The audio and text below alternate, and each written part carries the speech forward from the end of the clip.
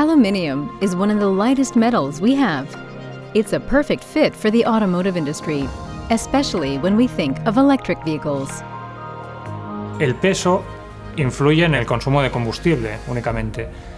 En el vehículo eléctrico también influye en el consumo, pero sobre todo en la autonomía que tiene ese vehículo. Y al ser este un elemento crítico, pues es doblemente importante, ¿no? Reducir al máximo el peso para conseguir pues, que el vehículo tenga una mayor autonomía. Aluminium is not so common in the EU though, and aluminium alloy production needs critical raw materials like magnesium and silicon. Europe relies on imports for all these elements. However, what Europe does have is a lot of recyclable scrap metal, and reusing this is even more energy efficient. El hecho de fabricar un kilo de aluminio a partir de chatarra de aluminio requiere aproximadamente el 5% de la energía que se requiere para fabricar un kilo de aluminio a partir del mineral, de la bauxita que se extrae en la mina.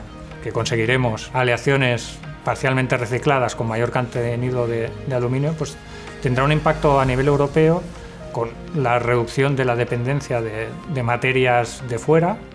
Conseguiríamos fabricarlo con recursos propios, con la chatarra de los propios vehículos resultantes del sector automovilístico europeo. The Salema project will develop and put into practice a circular economy model for recycling scrap aluminium and reintegrating it into the process of manufacturing primary aluminium for car parts.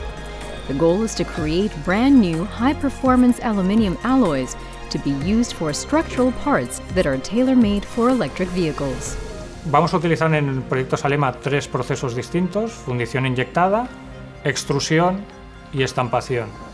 Y para ello, pues hay socios industriales que fabrican mediante estos procesos piezas para el sector de la automoción. With environmentally friendly recycled aluminium for lightweight electric cars, a more sustainable automotive industry will become reality.